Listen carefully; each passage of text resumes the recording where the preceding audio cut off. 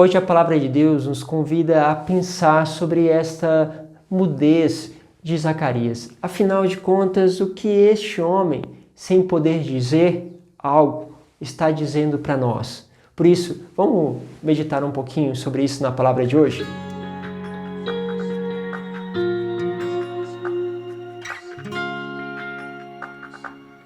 Em nome do Pai, do Filho e do Espírito Santo. Amém. Cada dia a gente vê uma surpresa da palavra de Deus. Muitas vezes a palavra se repete, mas ela traz algo novo. E é esse algo novo que eu quero convidar você a participar. Se você está chegando aqui pela primeira vez, se inscreva no canal, acompanhe essas meditações que são diárias e aproveite também para conhecer todos os outros vídeos, nossos irmãos que também trazem trabalhos maravilhosos, né? E que podem ajudar a você, sobretudo, a encontrar e a desfrutar de uma experiência também de Deus através desses meios de comunicação. Bom, vamos lá, a palavra de hoje está em Lucas, no capítulo 1, do versículo 5 ao 25. A palavra diz assim: Nos dias de Herodes, o rei da Judéia, vivia um sacerdote chamado Zacarias, do grupo de Abia.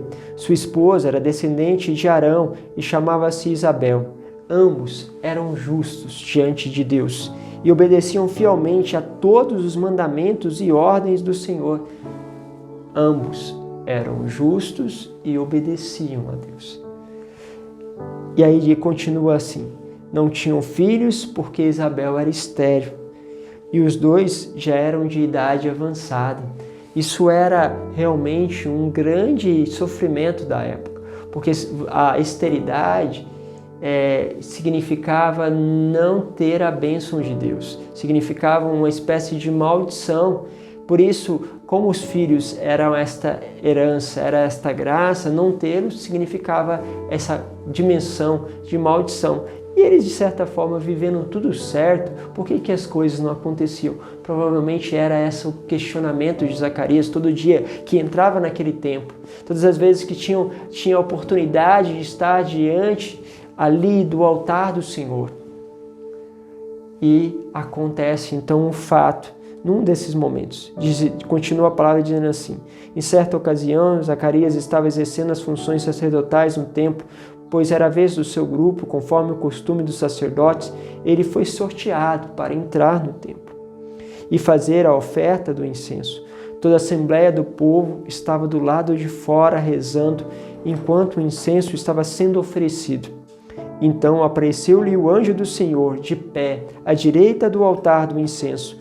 Ao vê-lo, Zacarias ficou perturbado, e temor apoderou-se dele, mas o anjo disse: não tenhas medo, Zacarias, porque Deus ouviu tua súplica. Tua esposa Isabel vai ter um filho. Tu lhe darás o nome de João, e tu ficarás alegre e feliz, e muita gente se alegrará com o nascimento do menino, porque ele vai ser grande diante do Senhor. Olha que profecia maravilhosa, que fala desta bênção então que Zacarias recebe, e continua ainda o texto dizendo: não beberás nem bebida fermentada, e desde o ventre materno ficará repleto do Espírito Santo. Ele conduzirá muito do povo de Israel ao seu Senhor, e há de caminhar à frente deles com o espírito e poder de Elias, a fim de converter os corações dos pais aos corações dos filhos, e os rebeldes à sabedoria dos justos, preparando para o Senhor um povo bem disposto. Então Zacarias perguntou ao anjo: como terei certeza disso? Sou velho, minha mulher é de idade avançada. O anjo respondeu-lhe: eu sou Gabriel, estou sempre na presença do Senhor, e fui enviado para te dar uma boa notícia. Eis que ficará mudo e não poderás calar, até o dia em que essas coisas acontecerem, porque tu não acreditastes nas minhas palavras, que hão de cumprir no tempo certo. O povo estava esperando Zacarias e admirava com a sua demora no santuário. Quando saiu, não podia falar-lhes, e compreenderam que ele tinha tido uma visão no santuário. Zacarias falava com sinais e continuava mudo. Depois que terminou seus dias de serviço no santuário, Zacarias voltou para casa. Algum tempo depois, sua esposa ficou grávida e escondeu-se durante 5 meses. Ela dizia: eis que o Senhor fez por mim nos dias que ele se dignou a tirar a humilhação pública. Olha que forte. O Senhor então retira de Isabel essa humilhação. Só que ao mesmo tempo entra essa mudez. A mudez entra porque Zacarias não acreditou. E aí temos uma coisa interessante. Já reparou quando você não acredita em algo? Quando aquilo que a pessoa está te falando não entra assim muito bem, não é tão possível assim, o que a gente faz? A gente pode ficar com aquela coisa na cabeça, falando assim, daqui a pouco esse negócio aí vai dar errado, essas coisas não vão acontecer, vai passar vergonha, vai ficar uma coisa chata. Podia acontecer de nós, então, ficarmos remoendo aquela informação e colocando aquilo para baixo. Quando não faz uma seguinte coisa, que é colocar a dúvida. Será que é mesmo? Será que você está grávida mesmo? Será que não é porque eu disse e você agora está sentindo esse movimento? Será que você não está criando isso dentro de você? Mas será que é realmente obra de Deus? Então a gente começa a colocar a dúvida. Quando a gente não acredita em algo, a gente começa a colocar dúvida, a gente começa a questionar, a gente faz que muitas vezes aquela ação que é extraordinária, a gente começa a minimizar, colocar ela para baixo. Não é tão assim, não. Olha, dou um exemplo que talvez você já percebeu. Tem algumas pessoas que estão no templo, que vivem diante da presença do Senhor, mas às vezes não acreditam em algumas coisas. Isso pode ser desde pessoas que estão coordenando algo na igreja, pode ser ao sacerdote, ao bispo e assim por diante. Quantas vezes você vai numa igreja e às vezes você percebe que o padre não acredita na Eucaristia, que o padre não acredita que ali está a presença de Deus. E o que acontece quando você percebe que esse padre não acredita? Por quê? Porque como ele trata aquilo, como ele trata essa presença, ele simplesmente, às vezes, faz como se fosse um pão qualquer. Faz aquela liturgia que não tem um cuidado, a indiferença quando distribui. Então, são detalhes da falta de fé daquele padre que vai chegando a outras pessoas. Aí você vê uma igreja que não se ajoelha diante da presença do Senhor, você vê uma igreja que não adora, você começa a ver uma igreja que nem tem um cuidado mínimo com a liturgia, é uma coisa muito assim, banal. Você vai vendo que o sacrário não tem assim uma centralidade no sentido de chamar as pessoas para a oração, uma coisa muito secundária. O padre praticamente não fala, quando vai falar só fala da dimensão da partilha. O que está acontecendo ali? Aquela falta de fé vai tirando a graça do milagre, a graça do extraordinário, vai reduzindo e vai contaminando outras pessoas.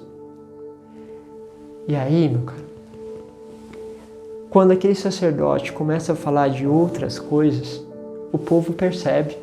O povo percebe que ele não tem zelo, percebe que ele não ama aquilo que ele faz, que ele tem muitas dúvidas contra aquilo.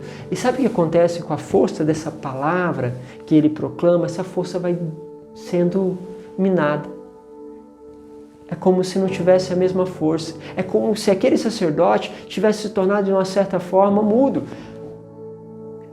Eu digo isso do padre, mas isso vale para bispo, para cardeal, para quem for, e também vale para mais pequeno, porque nenhum de nós estamos livres dessa condição, nem mesmo eu, meu caro, porque também muitas coisas me faltam fé, e quando eu vou falar sobre aquilo, a palavra me denuncia, mostrando que eu entrei numa certa mudez, no sentido de que não existe a condição de comunicar mais o mistério. Porque eu perdi o mistério dentro de mim.